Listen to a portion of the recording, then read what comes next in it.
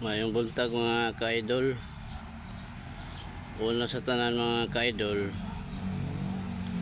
mangayo kog sorry sa mga kauban ako sa una nga gumagamit og droga nga gali nasakitan sila. Mangayo lang kog sorry mga ka-idol nga mao nay ituyo man ko na ako mga ka-idol, mo ay akong content mga ka-idol para nga ang mga kauban ako sa una nga padayon gyapon sila nagdrag karon mga ka-idol nga hunungan na unta nila kay makonsensya ko mga ka-idol kay agi man kuan na luoy kayo mga pamilya, gutom mga bata, luoy kayo musugat din taon sa ginikanan inig abot kay excited kayo kung say pasalubong sa iyang ginikanan.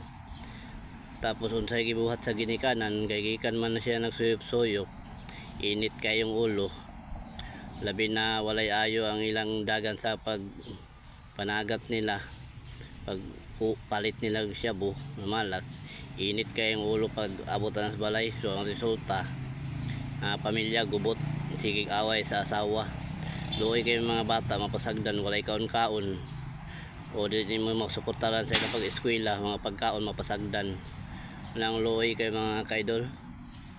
Dapat undangan na natong paglags mga ka-idol, natong suportaran natong mga bata pag eskwela, tanan panginahanglan nila, pagkaon nila, kay sila lagi atong inasahan pag tanda natin na pag maluya-luya ng tuhod na to na sila andam mo tabang na to mana papa huway sa pa kay kami sapud pa maluoy sa ato ba kay maayo man ang atong gipasunod. Pero muna na mga ka-idol na itang ginikanan magsigig suyop-suyop, dags-dags, luoy kayo mga pamilya, ang asawa munang diskarte sa balay, laba atiman sa mga bata, unsa mga kakapoy giagwanta. Pero pag abot sa bana puro na lang mga kasakit, yaw-yaw ana pasakitan pa kay init mangulo mga ka-idol.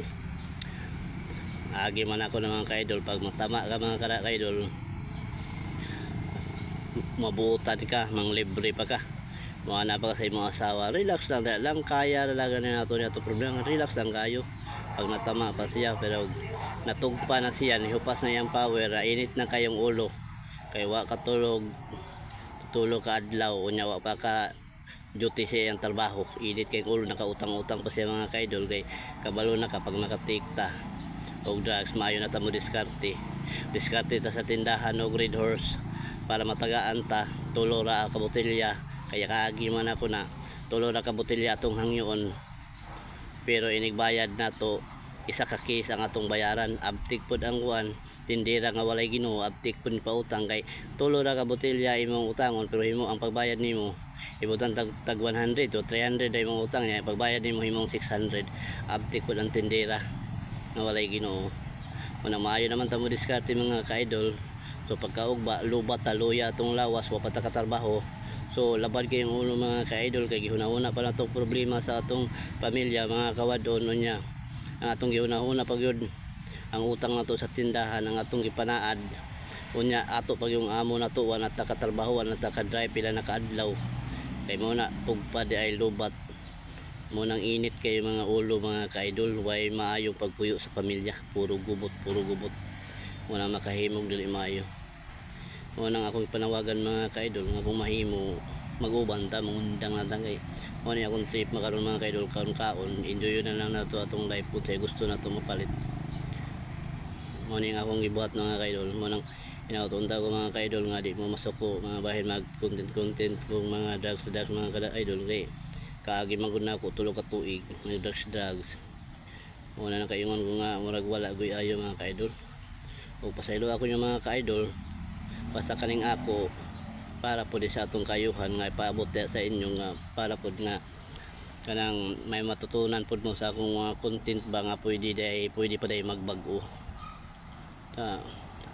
ang akong gibuhat mga ka-idol.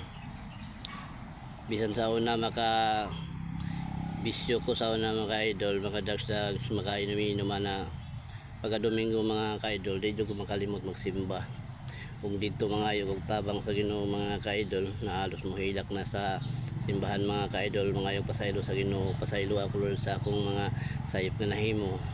Tabangi ko Lord yung akong pagabutang karon Lord, hawasain taon ko ning kasakit nga ako nabutangan karon Lord. Ngayon ako unta makalimot na ko sa mga bisyo-bisyo. Kay sakit kay mga ka-idol, makatigom tag 2,000, 3,000.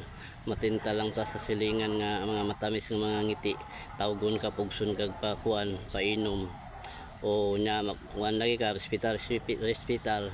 Kadugayan naglami na namoy hinungdan na nahurot na imong tinigom pero pagkaugma lubat kalapait na magbasol na kay di lalim magtigom-tigom di na gani kamukaon kaya makatigom tapos nahurot na po sa bisyo. Unang halos maghinulsul ko, magsimba ko sa Ginoo, mangayo ko pasaylo sa Ginoo. Lord, pasaylo ako Lord, nasayop na pug ko. Na wala man ko ganahe Lord. Matinta lang ko sa akong mga amigo, nga mga matamis nga mga ngiti.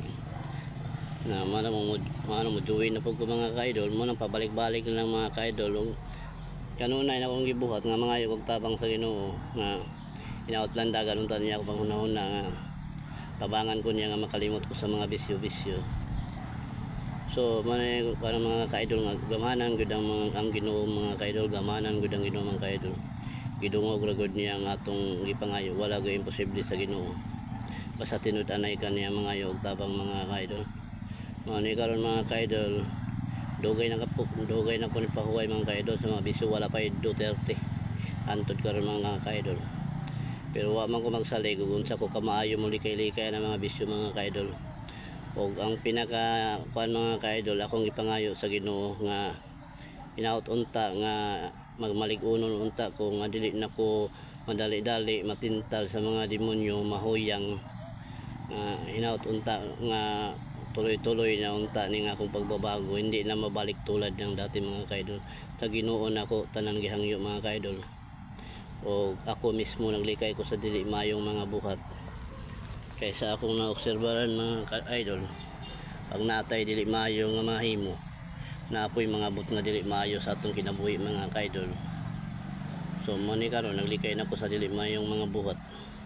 Pero kung pananalitan dili man ta perfecto kay tao ra man ta.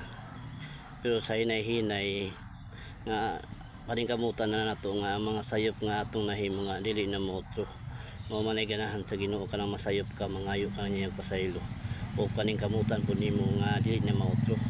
Dili kay sige kag pangayo pasaylo pero sige po kag otro. Moingon man na ang Ginoo, ay mo ra kong gilad-ilad. Ilaron na ko, iskam na ko nimo. Unang pag nakita sa Ginoo nga ikaw mismo sa imong kagalingon naglikay na ka sa dili mayong mga buhat, gibantayan nimo og asa gyud kadapit na sayop. So imong gibantayan nga amo niya dihala gid ko na sayop no imong gipaningkamutan. Kuan na malipay ang Ginoo ng mga ka-idol mo nang iya po kang kuan mga idol dunggon po niya yung pangayo tabangan kanya mga ka-idol.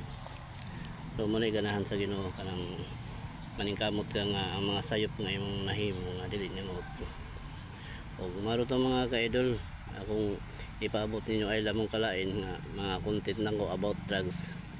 Gumikan kay sakit kayo palandungon na kita malagsuon tang tanan dili lalim nga dili lalim magadik-adik mga ka-idol kay mo nagubot perminti pamilya mga ka-idol. Maayo ginang mayong pagpuyo sa pamilya, makakaon tag tarong bata masuportaran doy kay ang bata intawan.